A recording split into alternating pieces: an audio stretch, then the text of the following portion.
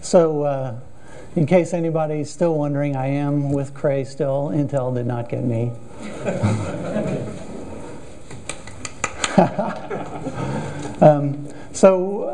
Yeah, and actually when I signed up for this talk, the deal was in the works, and I was really wondering what the heck was I going to talk about. Would I still be with Cray? Would I be with Intel? I didn't know. But here I am. It all worked out. So what I'm talking about is kind of the history of Cray networks, sort of the modern MPP era, and then we'll come up to what we've been working on most recently is the Cascade network with the Aries system on a chip. And I'll go into that in quite a bit more detail. So yeah, back to the Cray Intel thing. So we gave Intel a lot of our designers and our IP, but the Cascade network and the Aries chip is still basically Cray's, to sell in our systems, and we're fully committed to be selling that for the next few years on into 2016, at least until Intel or somebody comes out with something better that we would rather sell. But the Cray involvement in MPPs really started back in the T3 days, and with the T3E we had a torus, and that system worked really well with the alpha processor. And we had these things we called E registers, which really allowed a very low overhead interaction between the network and the processors. Now that was smile. The T3 I mentioned with the NIC side, we also had a lot of input into the MPP stuff from networks that we did for our vector systems. In particular for the Cray X2 system, which was codenamed Black Widow, we had a 64-port router that we called YARC, and that implemented a fat tree. So we did get to know fat trees and routing in fat trees quite well with the X2. As I was going over, looking, what to put in this talk, I realized, I did a talk for hot interconnects in 2003, and I did a talk for hot interconnects in 2010, and here I am again.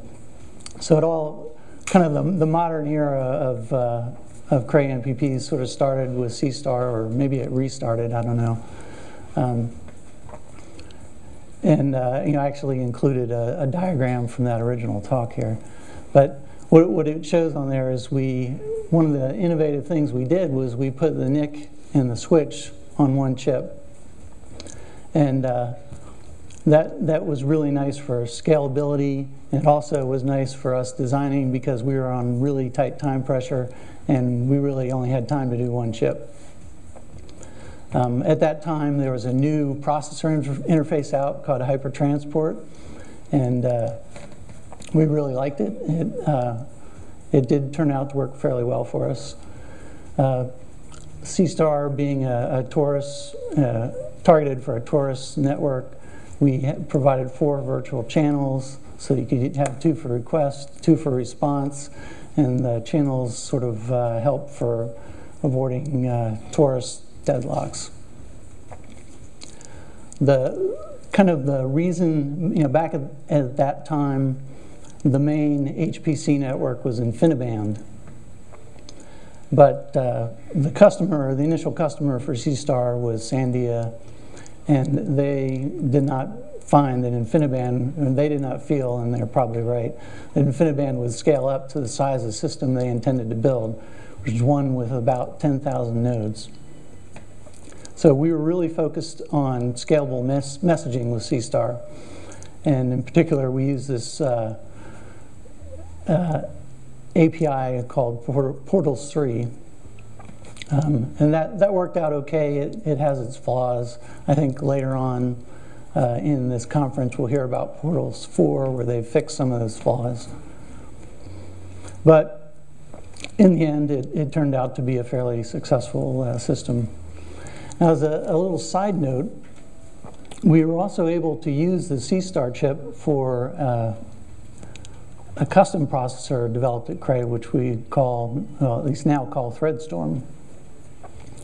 And ThreadStorm is quite a bit different from a commodity processor in that it's, first off, it's massively multi-threaded. It has 128 threads on each die.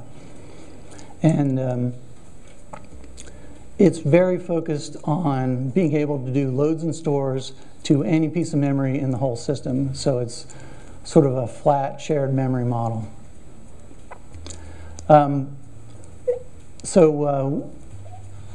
Even with hypertransport, we were able to do just little 8-byte references with the ThreadStorm processor into Seastar with some special logic we put in, and able to get a fairly high rate of transactions on these very small messages.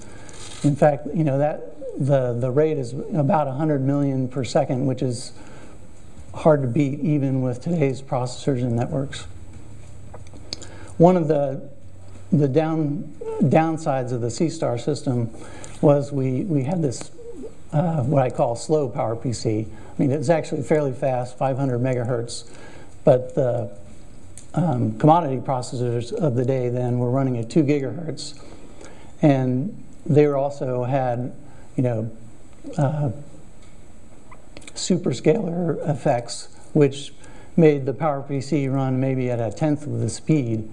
And for some of the message matching things that we had hoped to do with the PowerPC, you could do it, but doing it with the main processor was much faster. So we ended up not doing as much on the PowerPC as we had originally planned. So yeah, moving up to Gemini here. We still have stuck with the single chip model with the NIC and the switch integrated, but now we have with our sights a little higher. Instead of just targeting a torus, we look to support some different topologies. So we put in a very flexible 48 port switch that we adapted from the YARC switch, which I mentioned earlier. And we felt that we could balance out the bandwidth with that switch with 2 NICs. So we put 2 NICs on there, and it you know, also saved us some cost because now we're only paying for 1 chip and we can handle 2 nodes. Well, at the same time, you know, we were still fairly happy with hypertransport, but we were able to upgrade to hypertransport 3.0, and that gave us a nice little boost on the injection side. Part of the switch with the YARC router was it only supported 2 virtual channels, for better or worse. The NIC side, as I mentioned with Seastar, over time we sort of were less enamored with the PowerPC approach. So some people may recall we had bought Gigabay technology, I don't know exactly when, but a few years before 2010 anyway. And they had a really nice NIC design, and we took a lot of ideas from that and built that into the Gemini. One of the things we got with that NIC design was fairly good support for fine-grained remote put and get. So, you know, with Seastar, we had to use this custom interface with ThreadStorm to get good performance for these fine-grained operations. But with Gemini, we tried to bring that as much as we could to the commodity processors. It did well, but you know, still couldn't quite get up to the level that we got with ThreadStorm. So I mentioned with Gemini we'd hoped to do some nicer, lower latency, better scaling topologies like Hypercube, but as the schedules and market turned out, we only ever used it in a torus, which was a little difficult at times.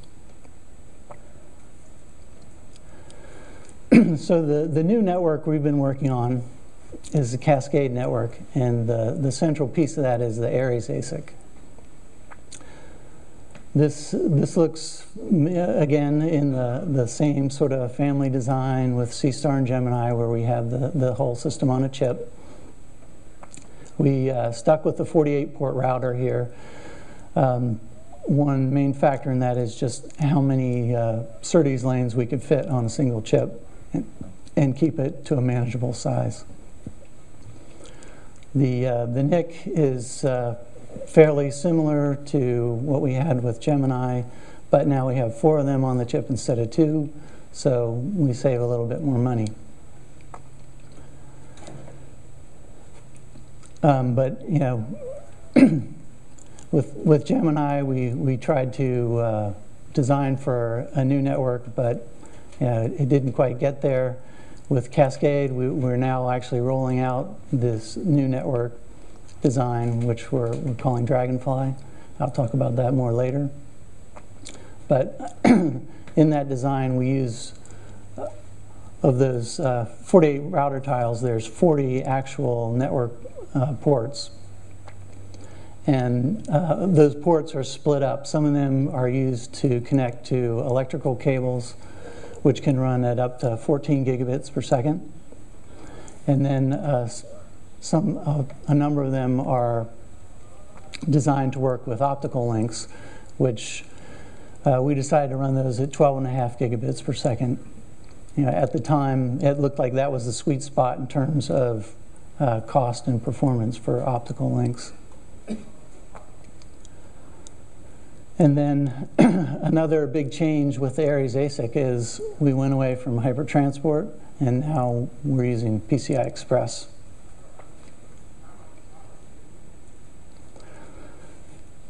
So, we were very happy with hypertransport, but it's more or less stuck on hypertransport 3.0, and it hasn't really gained any wider acceptance outside of AMD. With PCI Express, we now have a standard which will allow us to always hook our network up to the best processor around, not assuming the best processor has a PCI Express interface. It's much less likely that it would have hypertransport.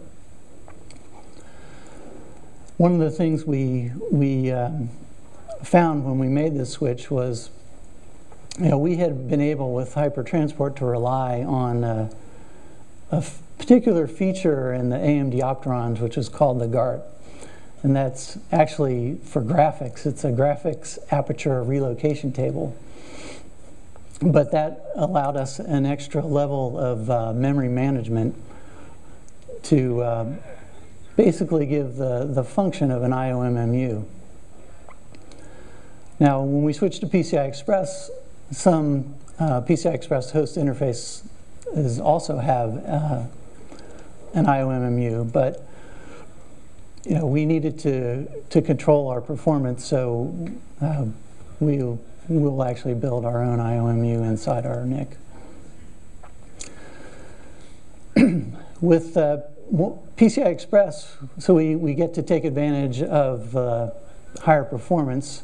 You can see in this chart here a little progression with the initial Seastar interface. The data rate we achieved was 3.2 gigabytes a second. When we went to hypertransport 3.0, that raised up to 10 gigabytes a second. And now with Aries, we reach 16 gigabytes a second. Now, one downside of that, which is always something on our minds, is what is the cost of doing an 8-byte write? With hypertransport, it was very cheap. it only took 16 bytes to do an 8-byte write, and that's including the data. So you had 8 bytes of data and 8 bytes of other stuff, and that was it. With Hypertransport 3.0, it got a little worse. Basically, they added an explicit CRC field on the packets, so it went up to 20 bytes, but we got enough uplift in the raw bandwidth that wasn't a problem. PCI Express now, it takes 32 bytes to do our little 8-byte write. It's quite a bit of overhead, and we actually can notice the impact of the performance of the 8-byte writes, because it didn't, the raw bandwidth increase wasn't enough to really hide that. The other thing that we found with PCI Express is it has much more stringent deadlock requirements. With Hypertransport, you can deadlock that also. Basically, the deadlock occurs with our NIC. The processor, it directly writes data into the NIC, and obviously the NIC, when it's receives data off the network, writes data into the processor, in order to get to the memory controller to its memory. So there's kind of this two-way traffic there, and if we ever have to hold the processor up when it's trying to send us data, that can cause a deadlock. With Gemini, and we basically leveraged work that the Optical Bay group had done with FPGA, working out with Hypertransport. There were some cases, some deadlock cases we were able to avoid, and there are other deadlock cases where we could see them coming, and when we got close, before we got truly deadlocked, we could go into a recovery mode, and we're able to make the occurrences of those recoveries rare enough that it doesn't factor into performance. We didn't feel that was a feasible approach for PCI Express, so we had to come up with a user-level flow control method to avoid back pressure. And then as a final protection in case the user didn't play by the rules, Aries won't back pressure the processor. If you send too much data, and it might cause buffers to overflow, it'll actually just drop the data. But the user can always avoid that. Now the NIC with Aries is very obviously descended from Gemini, but we did do a few enhancements. So even with Gemini, we had this feature we called fast memory access, and that's where I hinted at, where the processor can write data into the NIC, and it actually flows straight through the NIC. The NIC just puts on the network headers and goes straight out on the network. So you have very low latency way to get data out on the network. And this in particular is very useful when you have very short transfers, 8 or 64 bytes. But we found with the extra overhead on PCI Express, we wanted to optimize that even further. So we have a new feature we call FMA launch. And that joins together some of the control operations with the data operations for doing FMA accesses. And it's for 4 and 8-byte operations, we can send those even more efficiently. And those with it's a little more, you can, let's see how I'm going to say this. The doing writes is sort of very natural this way. Doing reads, you can also initiate reads in a very similar way, but the result is the read data comes back, doesn't go into a processor register, but gets left in a memory location. So you can use this fast path to do single word gets, puts, and also non-fetching AMOs. Now, Gemini also had a RDMA engine, which we call the block transfer engine. But in Gemini, that is protected by the kernel driver. So anytime user wants to do a large a block transfer operation, generally a large transfer, it has to go through the kernel, incurring extra overhead and latency. With Aries, we provided a mechanism that allows the user to get to directly submit operations to this block transfer engine, reducing latency further. Now there is protection in there, so the kernel, the OS can always get sort of in control of the block transfer engine if it needs to, so the user can't lock it up. And then, as I mentioned before, we have an IOMMU that we put in Aries. One of the key areas of interest for Cray networks is for network traffic that's completely random, let's say. And in order to handle random traffic, you have to have incoming operations, gets and puts, can't have TLB faults. So we need to be able to map all of the DRAM on a node. And we couldn't trust that the host-based address translation would provide that for us. So we put in our own IOMMU, and it supports large pages as a performance optimization for this case when you're using memory randomly, so that you can size the pages so that basically all of your DRAM is directly mapped. It also supports regular 4K byte pages for the other situations where you need memory mapping, but you don't want to be tied down to using large pages.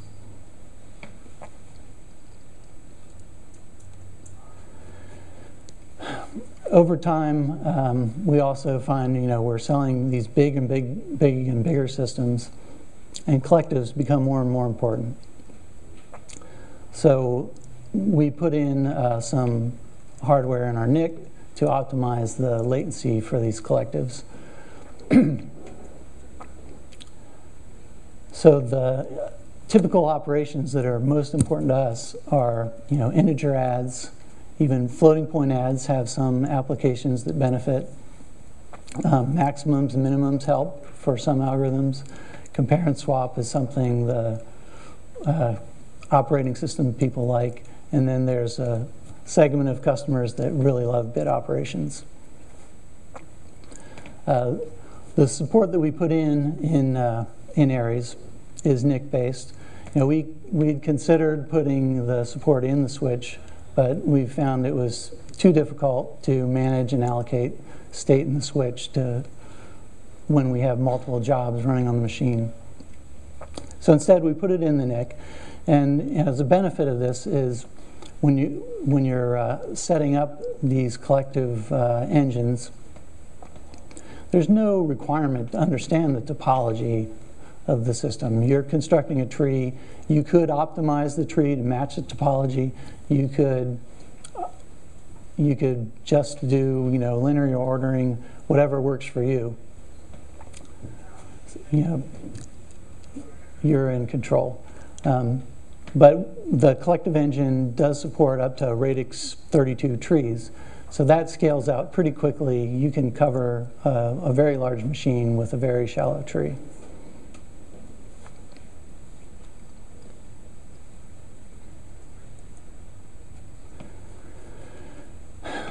So, with Seastar and Gemini, we built these torus networks, and we had this very strong desire for a new network topology. We wanted one that supplied more global bandwidth. With our largest torus networks out there, some of them are suffering on global traffic patterns, and we wanted to provide a new network that was much better behaved. And applications, even the best applications, are going to have some non-local communication. Some maybe aren't the best. They have totally unstructured traffic. But even a good one could have some load balance in the load imbalance in the communication pattern. Many applications have a many-to-many sort of traffic pattern at some phase in them. Maybe they're doing a transpose of the matrix. Some of them have all-to-all traffic, doing some reductions.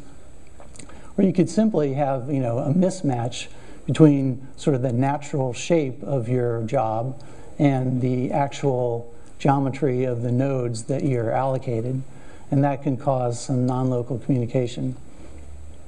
So all these different forms of non-local communication increase the average hop count if you're on a torus. And when you have large hop counts, that causes bisection bandwidth problems and also adds latency.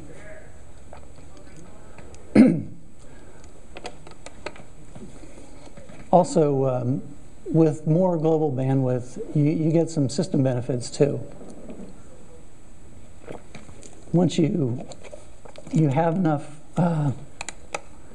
global bandwidth, you have less contention and interference between different jobs or between jobs and I/O traffic. So what we came up with is what we call this Dragonfly network. And, you know, as I was saying, the goals, we wanted global bandwidth, but it had to scale up nicely. And one of we always have cost in our minds. We have to keep that in check, because anybody can build a nice, very expensive network, but nobody's going to buy it, even if it has tons of global bandwidth, because it's too expensive. So what we try to do with the Dragonfly network is have a mixture of electrical links, which are very low cost, and then, you know, have some number of global optical links, but we want to use them very wisely and get the maximum benefit we can out of them. The other thing, which is not a major goal, but we've done systems both where we needed external router cabinets with the Black Widow systems, and with the XT series with Seastar and Gemini, where we didn't need external router cabinets. And we found that building and upgrading those systems without the cabinets was much easier, so we wanted to avoid that if we could.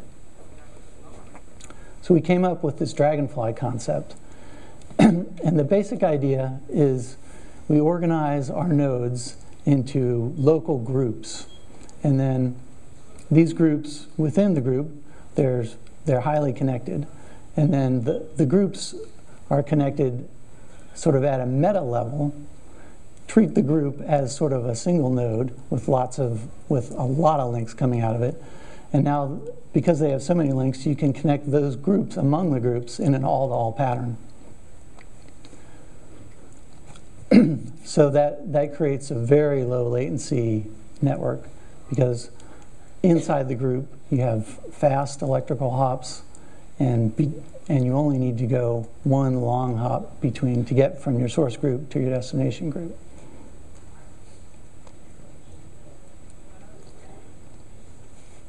So with the Aries Dragonfly, we had to throw in another little twist. Within the group, we really wanted just all the nodes to be all-to-all connected, but that was too much. So what we settled on was we split it into sort of 2 dimensions. Within each dimension, it's all-to-all connected. So you can think of it as like a torus, a 2-dimensional torus. In a torus, every node in a dimension is connected to its left and right neighbor. In the Dragonfly, in the whole dimension of the torus, you're connected to every other node in that ring. So you end up with sort of rings of all-to-all connections in 2 dimensions.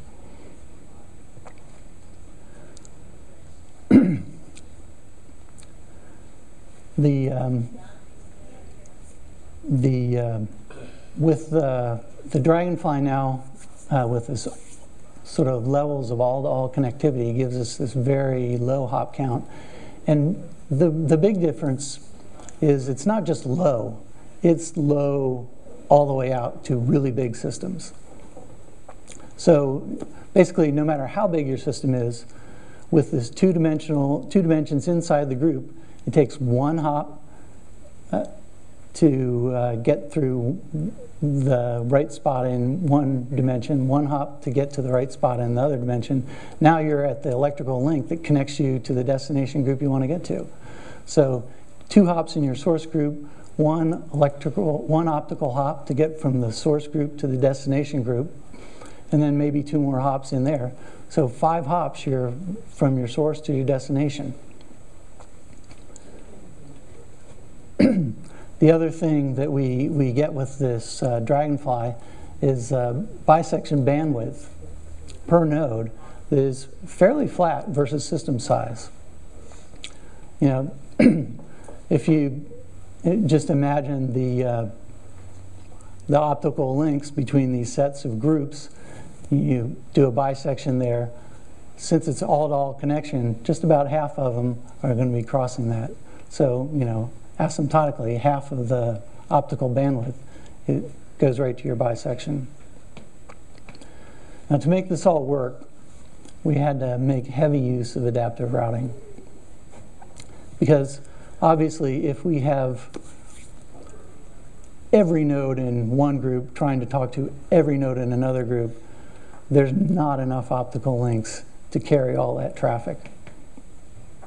So optimistically, the traffic wants to take that direct route, but the adaptive routing, when those optical links, the direct connection is oversubscribed, the adaptive routing can divert the traffic out through other groups, and it'll get to the destination eventually, but it takes a little longer.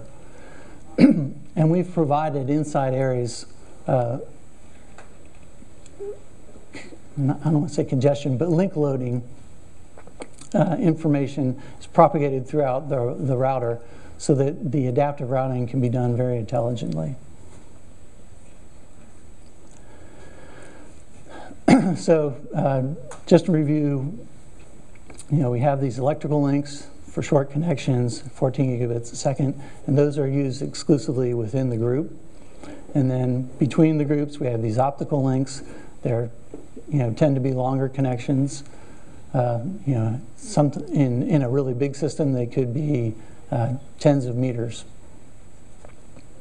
And these are expensive cables, so we want to use them as well as we can.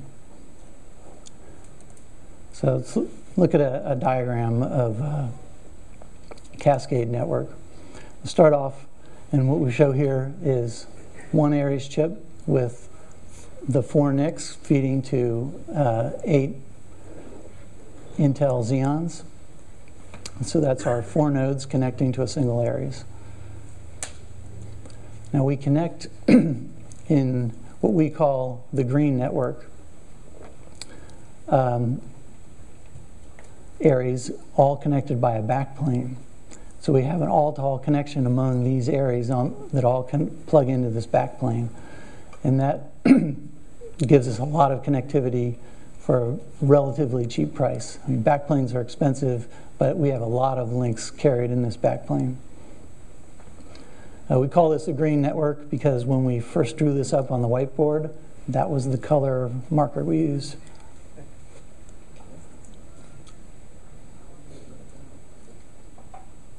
There it is.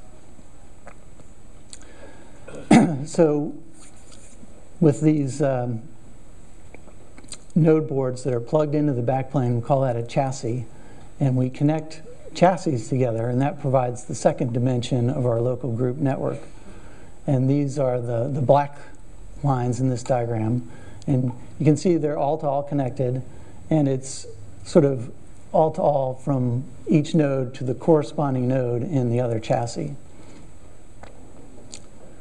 This is the black network because we use the black whiteboard marker. And you can see in the picture of these chassis, we've laid them out in cabinets. It takes 2 cabinets here to hold them up. So this is a single group. Now we want to connect these groups. Every Aries has 10 ports on it that can be hooked up to optical fibers. So it gives us a lot of ports across the whole group that can be hooked up to other groups. So we have great connectivity.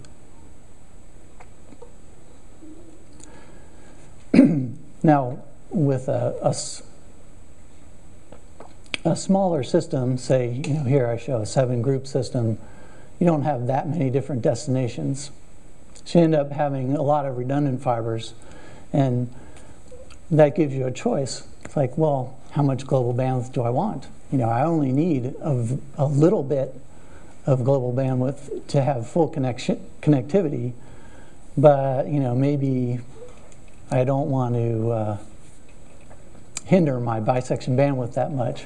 So there's options there, and this is sort of very similar to tapering that you often see in fat tree networks.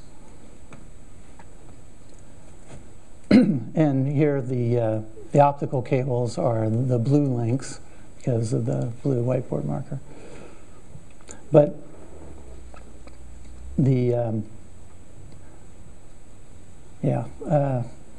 just go to the next one. So as I was saying, you can sort of dial in how much global bandwidth by how much of these optical fibers you put in. But it actually gives you even more flexibility than that. A lot of systems that we deliver at Cray get upgraded, and upgraded not just in putting in new processors, but making them bigger. And so expanding systems is something that we're quite concerned about also. So when you put together a Dragonfly network, if you, say, started with a 50% or a 2-to-1 taper in your network, that means you have sort of a lot of spare ports left over, and you can use those for expanding now.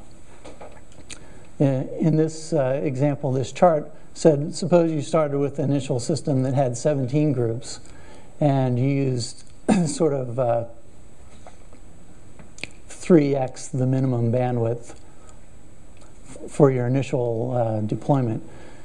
If you wanted to stay at 17 groups, you could expand your global bandwidth up, all the way to about 15 bundles. So you could get like a 5x increase in global bandwidth if you found that necessary. But, it would be, Cray would much rather you add more systems or more groups to your system. And you can do that too by expanding out horizontally with all those spare ports that you have. We can now add on the extra links for the expanded groups and not even have to disturb the existing wire mat that we have together.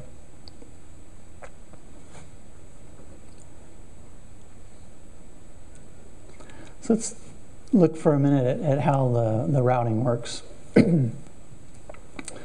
So here we have, and from initially here, let's just look for where the source and the destination are in the same group. So we might start off and with our routing algorithm, we'll decide to route green first. So we'll travel over and get into the right column for our destination. And then in that column, once we're in that column, we can take a direct hop to our destination. So 2 hops and we're there. And this is what we call a minimal route, even though, or sometimes if your source and destination in the same column, it could be 1 hop, or if they're in the same row, it could be 1 hop. But, sort of worst case minimal route, 2 hops. But if you encountered congestion, maybe the adaptive routing would decide to take a non-minimal route. So in the style of Valiant routing, we could pick out some random node in the group somewhere, and we'll route minimally to that node. And then once we're there, we route minimally to the destination. So now it's 2 hops twice or 4 hops total. And we're there. And you can see there's a lot of possibilities for that random intermediate route, which gives us a lot of bandwidth.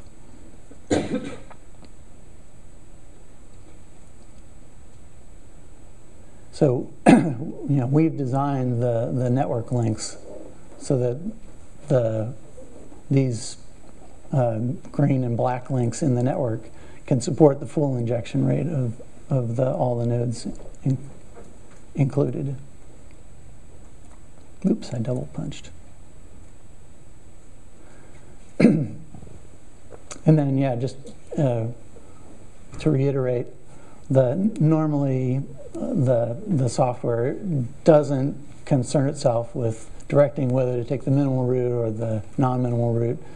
The hardware will use its load information that we propagate it inside the chips to adaptively select between the minimal and the non-minimal routes. Now here is a similar example, but showing where source and destination are in different groups. So you can see it takes 2 hops to get in the source group from the source node to a node in that source group that has a blue link to the destination group. We take the hop across that blue link and we get into the target group, but it's not our target node. So we take maybe 2 hops there to get to our target node. So here it is, the 5 hops that it takes. Now if we use the same sort of Valiant routing and now route to a random node in a random group, you can see it might take 5 hops to get to that random node, and then from there 5 hops to get to your destination. There's other possibilities for what you can do, but this is the sort of baseline that we're using.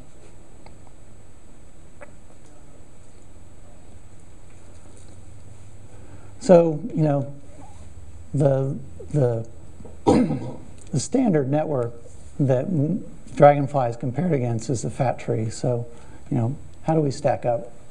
Well, both Dragonfly and fat tree can provide a very high global bandwidth. But when we looked at fat trees, we found that the cost per node increases with system size.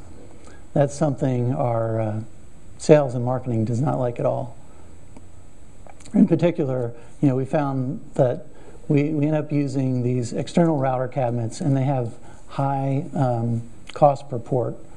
And the bigger the external router, it seems like the bigger the cost per port. So it's something we wanted to avoid. In addition, if you look at the path of a packet traveling from source to destination in a fat tree, it has to traverse, from the node, maybe to a top-of-rack switch, and then to a central switch. And maybe the connection from the node to the rack switch is an electrical cable, which is cheap, but most of the time the link from the rack switch to the central switch is a costly optical link. So that packet, when it goes up to the central switch, it has to come back down. So in its path from source to destination, it goes across the fiber links twice. Whereas with the Dragonfly, in the minimal route, our packets traverse the optical links only once. So that gives us a sort of a cost benefit in that we need, for the same bandwidth, we need half as many optical links. Now, of course, that's somewhat traffic dependent. I did show minimal routing has 1 optical hop, but non-minimal routing has 2 optical hops. So, we lose some of that advantage when we have to adaptively use the non-minimal route because of loading on the optical links. But this is really what our adaptive routing is aimed at, to try to use the minimal route as much as possible and fall back to the non-minimal route when we really need the bandwidth. And it turns out, at least in our studies, that the traffic patterns in use by our most important customers seem to work pretty well with the Dragonfly. We find with global traffic, for example, the all-to-all, or maybe just GUPS traffic, which is just uniformly random across the machine, tends to be fairly well load balanced, and minimal routing works well. We don't need to fall back to the adaptive routing to spread out load imbalance. Now, other traffic patterns that maybe don't have so much of a global nature to them are more local. They will tend to need to use the non-minimal routing more, but since they're local, a lot of the non-minimal routes are contained within the group. So we've sort of over-provisioned the links within the group so that we can gobble that traffic pattern up and handle it very well, and not have to send those packets out on the fiber optic links at all.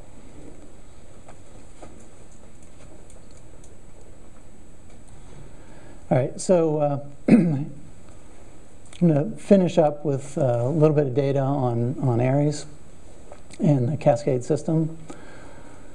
So I mentioned we would have loved to put more ports on the Aries chip, but we used a 40 nanometer process and had about a 17 by 19 millimeter chip. We had with the Black Widow design, we had designed some chips that were a little bit bigger than that, and we had quite a few problems with the physical design, so we were really shying away from doing a bigger chip. It has a fairly decent gate count of over 200 million gates, and in that size we had 184 lanes of SerDes. Now you see we only had 30 lanes of optical and 90 electrical lanes, and that's where I was, it goes back to where I was saying how we kind of over-provisioned the electrical links so that we could handle the traffic, a lot of the traffic there, and use the optical links sort of in a very optimized manner. And then with our 4 NICs, we have 64 PCI Express lanes. So here's just a picture of the compute blade. You can see the 8 copper heat sinks for the Intel Xeon processors. There's a Aries chip on the far end of that board. These, on our initial boards, we have the Intel Sandy Bridge chips in there, and they're using PCI Express Gen 3. Here I included a picture. It's not the best, but I really wanted to show that the Dragonfly network can be built. And I mean, it's a little more complicated than the wiring for our torus networks, but it's very doable.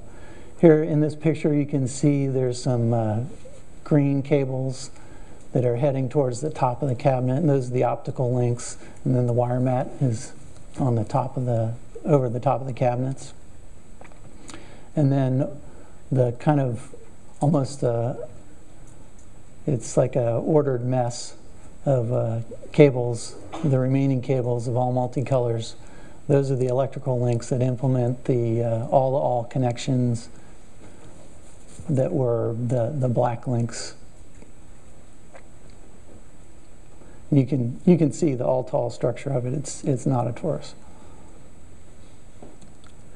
So I got a few benchmark tests I got here. This is not MPI. It's just what we call DMAP. It's a very low-level interface. Makes the hardware look really good. And takes the, MPI will add its overhead to this, but even so, there's tuning possible to make this, these curves will get a little better. So here, just compare, simple transfers to Gemini. You can see, the top end performance reaches not quite to 10 gigabytes a second. There's a little plateau in the middle there where where with this version of the software, it's still using what we call the FMA windows, where we're pushing the data out onto the network. That's just a limitation of the system. It's possible we could change the switch over from FMA to the block transfer engines, what we use for the very long transfers. But one thing I wanted to highlight is that the size of transfer where you get half performance is even smaller here. So we didn't just add bandwidth, we made it kind of a little more agile.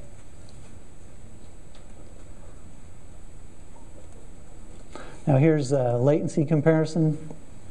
This is a tough one. Gemini with the hypertransport had a very low latency processor interface. But with Aries, the PCI Express added some in there, added some latency in. So you see it really hit us on the get traffic. With get requests, they end up crossing the PCI Express, two ways going out, two ways coming in, and it adds up. I was sort of mildly surprised that the put traffic was able to stay on par. And actually these, I think the Aries curves might get a little lower over time, because at these small message sizes, there's a lot of processor involvement, and as we tune that processor code, it's going to get a little better. Okay, so the summary, what I wanted to show was how Aries improves on the Gemini ASIC. We've improved the injection bandwidth, we've improved the global bandwidth, and the scaling we think we've improved also.